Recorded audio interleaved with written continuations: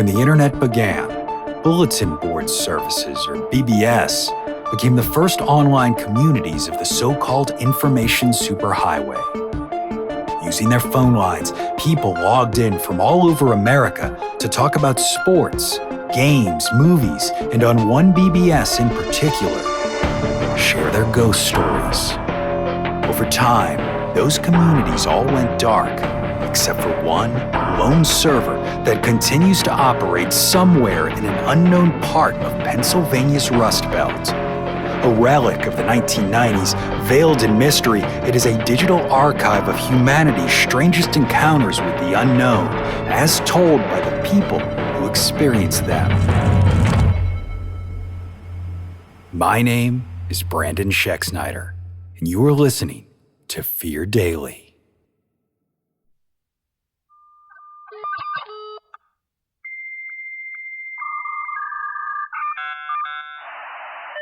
Subject, combination lock. User, Lee13. Posted, August 2nd, 1998.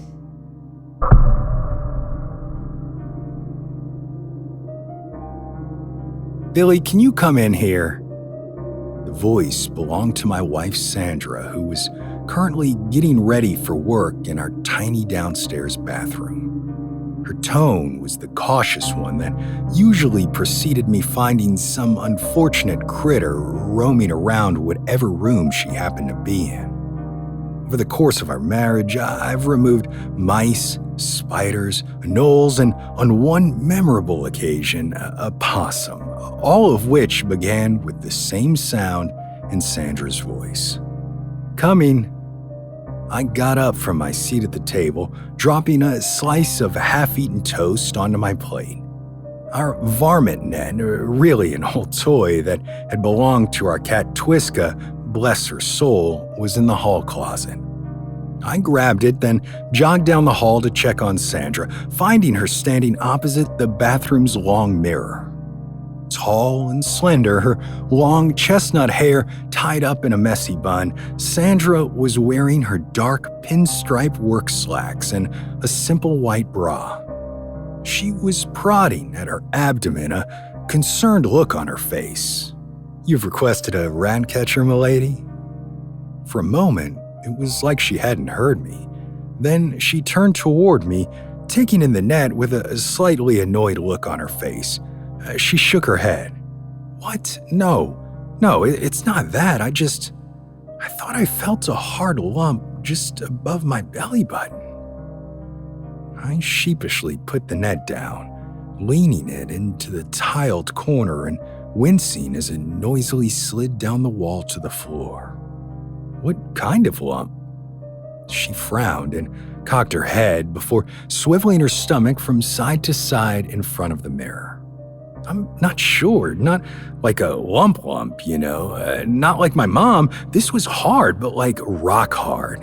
And it was weirdly shaped, almost like a shark's fin." Now it was my turn to cock my head. Sandy shot me a look and gave me a small smile. I know how it sounds, but that's what it felt like. How long was it there for? Her nose wrinkled in concentration as she thought. I loved that look. Finally, she answered. "I don't know, from just before I called you to when you got here. And you feel okay otherwise?" She looked down at her stomach, rubbing it absent-mindedly. "I think so. I feel weird about it, but I don't feel sick." I leaned against the door jamb, my head resting against the cool wood. "Maybe keep an eye on it, and if it comes back, I can make you an appointment with Marty." Marty was Marty Gallagher, our family doctor. He had delivered Sandy and had been the one who helped her mother navigate the system when she was diagnosed with breast cancer several years earlier. Sandy nodded, her expression cloudy. "I'm sure it'll be fine." 2 weeks later, I was laying awake next to her while she lightly snored away. At some point in the night, our power must have gone out because The alarm clock next to me was blinking away, a steady rhythm of 12, 12, 12. Judging by the sliver of warm orange light sneaking through a gap in our blackout curtains, I figured it had to be well past 11 a.m., and taking care not to wake Sandy, I rolled onto my back and stretched luxuriously. When was the last time we'd been able to sleep in this late? I wondered. Between staffing issues in my studio and the additional obligations which had fallen onto Sandra's shoulders after the university had granted her tenure, it seemed like our lives had become a permanently revolving door of work and social expectation. Having somehow managed to sleep in together despite all that, even on a Sunday, was a silent, stolen victory. I sighed contentedly, hearing Sandy murmur next to me. I turned over and looked at her. Also on her side, she had drawn the covers up to her chest, leaving her left arm and upper back exposed. She was as beautiful now as the day I'd met her almost 30 years before. Starting at her wrist, I lightly dragged my index finger up her arm, tracing a path between freckles and up to her shoulder. Sandy stirred a smile. I continued tracing along the ridge of her shoulders, finally stopping cold. The late morning warmth bled out of me as I stared down at a protrusion next to her shoulder blade. Gingerly, I reached down to touch it, her skin as soft as it had ever been, but beneath it, the lump, easily 1.5 inches high, was hard as bone. Afraid to press too hard in case it caused her pain, I ran the tip of my finger down the side of the bulge. Sandy shifted, softly saying something I couldn't hear. "What did you say, baby?" I craned my neck so as to better catch the repetition. The voice, which replied, sounded just like hers, while at the same time foreign, as if something were manipulating her vocal cords like a puppet. "She is beyond the second gate.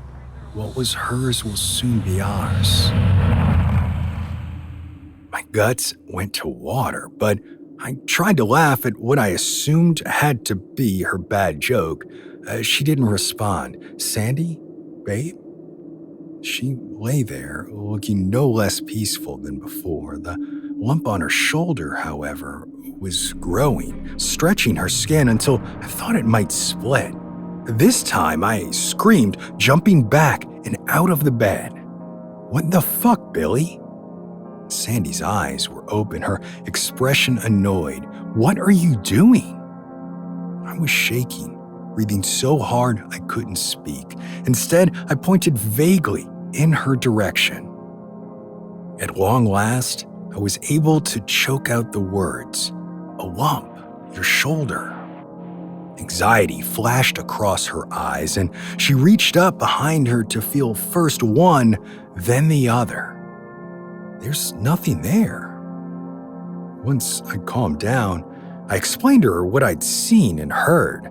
To my surprise, it was the words she'd spoken which had upset Sandy the most, because they echoed a series of dreams she'd been having ever since that day in the bathroom. In them, she was being marched down a long, red hallway, its ceiling crisscrossed with striated stone and rib-like formations.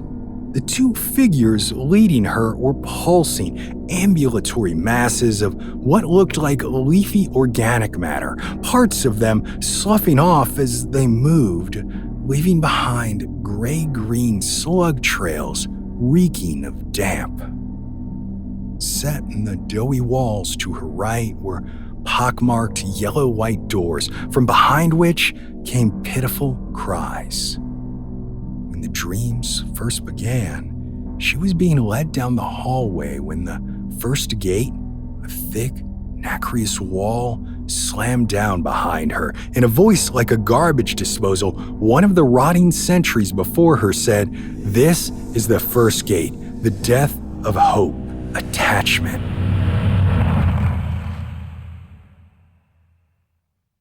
The morning she spoke to me of the second gate, it had been the focus of her dream. Another ridged wall looking firmly into place behind her. The now tottering guards, their insubstantial organic forms drooling a noxious white substance as they further decomposed, intoned the words, "This is the second gate, the death of the body. You are now more of this place than not." At a loss, I again suggested making an appointment with Marty to at least rule out any obvious physiological causes.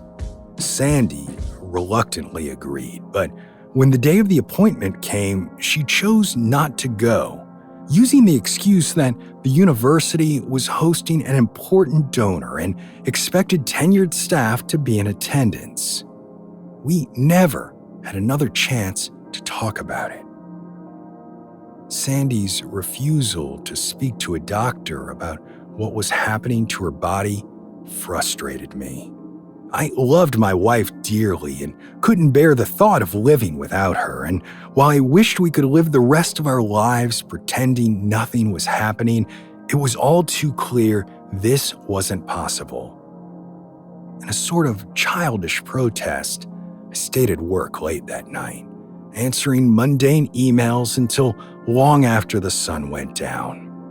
When I came home, I could see from the driveway that the upstairs bathroom light was on. I sighed, wondering if something new had happened and feeling guilty at the thought I might have deprived her of support. Standing at the bottom of the stairs, I called my wife's name. There was no response.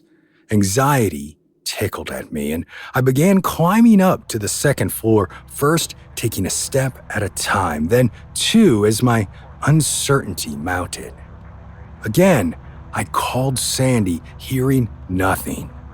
Now, running, I burst into the bedroom, hearing the wooden door crack at the hinges. Slashes of light from the ensuite's open door lay across the bedspread, and I skidded on the carpet, trying to change direction. Gripping the door frame, I launched myself into the ensuite to find her standing there, naked, staring into the mirror.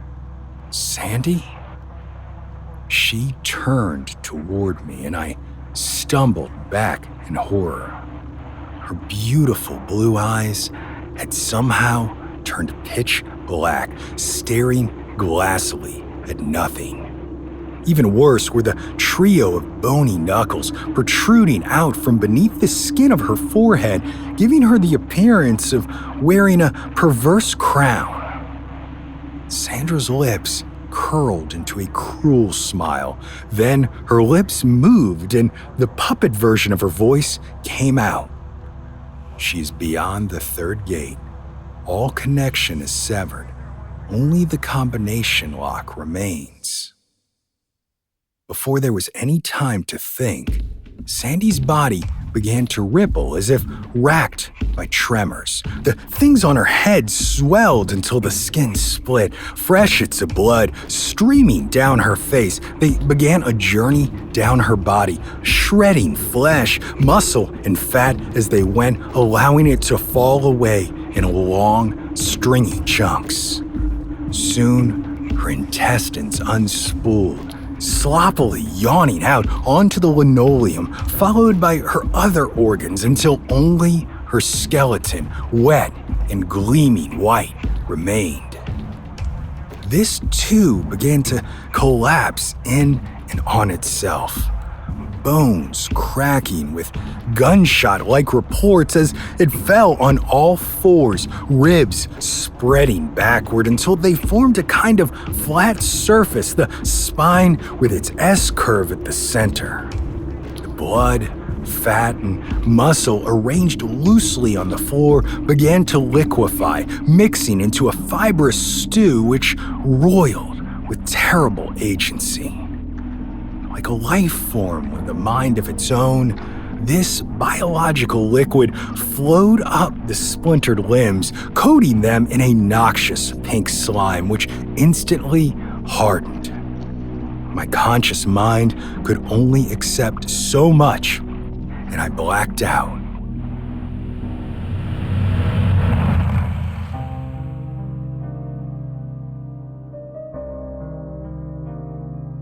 When I came to, all movement in the bathroom had ceased, leaving what had been my wife's body looking like nothing so much as an obscene, organic altar. I approached it cautiously, my gorge rising at the violation before me. This was her, and yet nothing recognizable remained. The voice hadn't lied.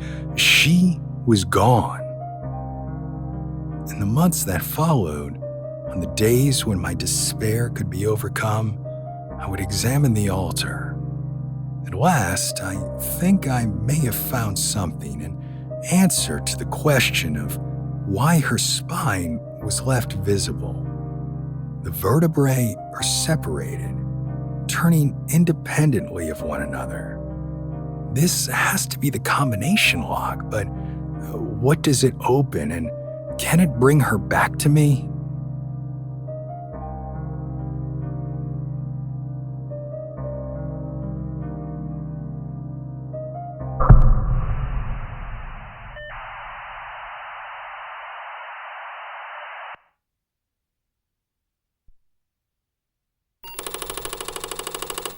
Subject, trapped in silk. User, Anon-tip. Posted, September 12, 1997.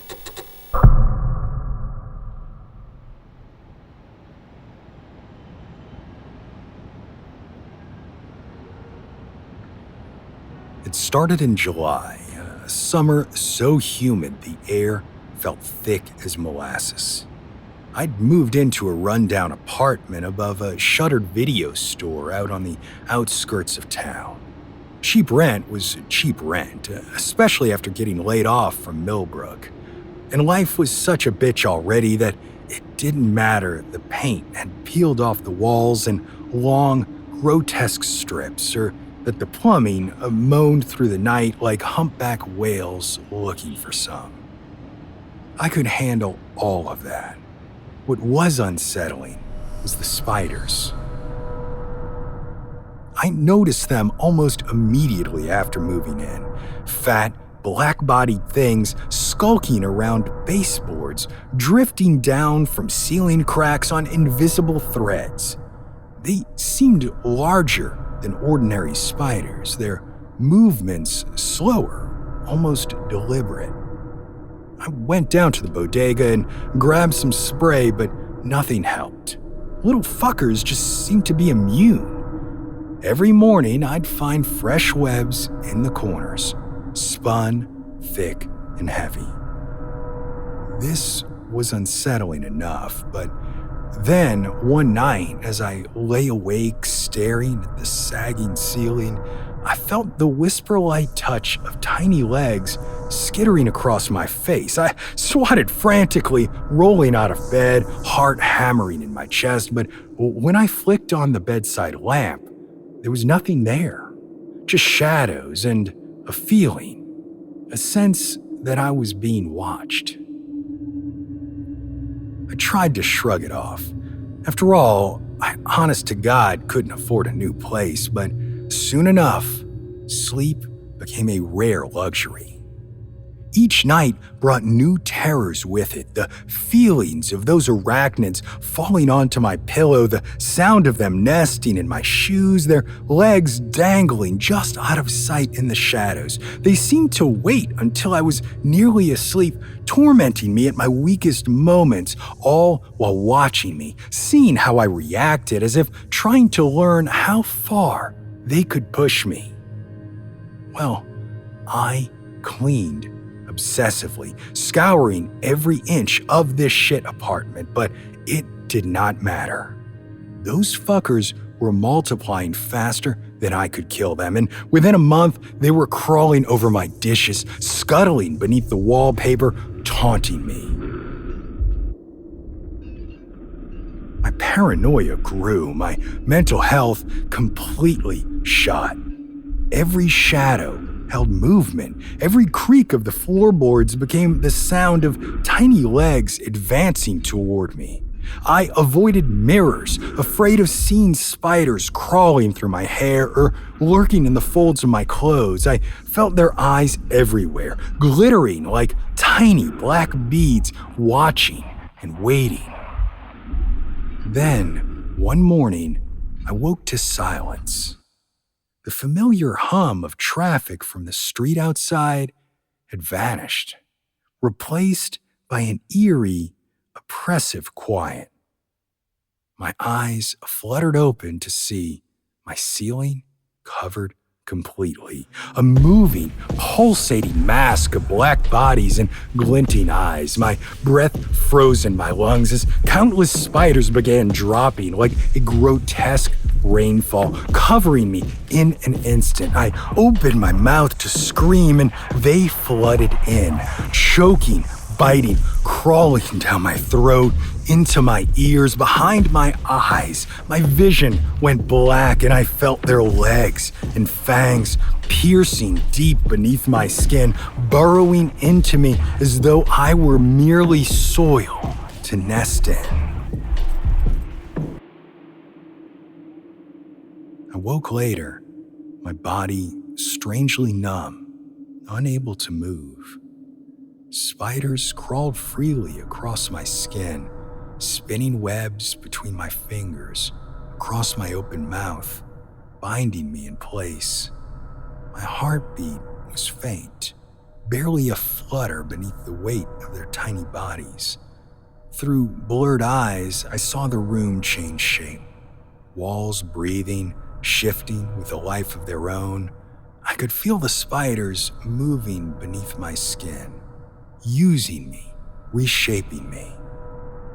Hours became days, though time lost all meaning.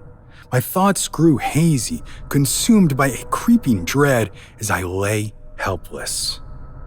Occasionally, I'd catch glimpses of my reflection in the dirty window across the room, a distorted silhouette cocooned in silk, barely recognizable.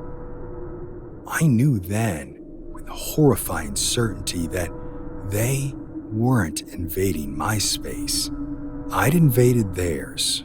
I was a trespasser in a kingdom that existed long before me, a realm hidden within walls and floors, unseen but ever present. In that apartment above the empty video store, I lay trapped, bound in silk, listening to the soft whispers of thousands of tiny creatures. They spoke in hushed, chittering tones, their voices weaving stories of darkness and ancient hunger, their plans for the next poor soul who might seek shelter here. I listened, helpless, knowing I would never leave this place. Eventually, a new tenant arrived, drawn by the promise of cheap rent. From within my cocoon, I strained to warn them, my screams reduced to muffled groans, my struggles mere twitches beneath the thick silk, but it was too late. The spiders had grown restless, hungry again. As the front door closed downstairs and footsteps echoed upward, the spiders whispered excitedly, spinning fresh webs, preparing for their next feast. I felt tears slide down my face, mixing with the silk and dust. They were tears of sorrow, of guilt, knowing someone else would soon share my fate, forever trapped in the shadowy corners of this forgotten place, consumed by the eternal hunger of thousands of watchful eyes.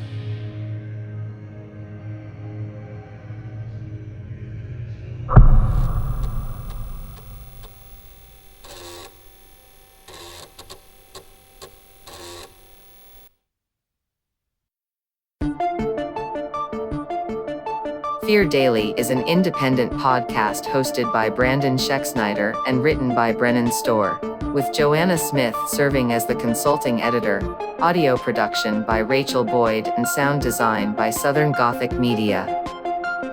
This podcast is a work of fiction. Names, characters, places, and incidents are either products of the author's imagination or are used fictitiously.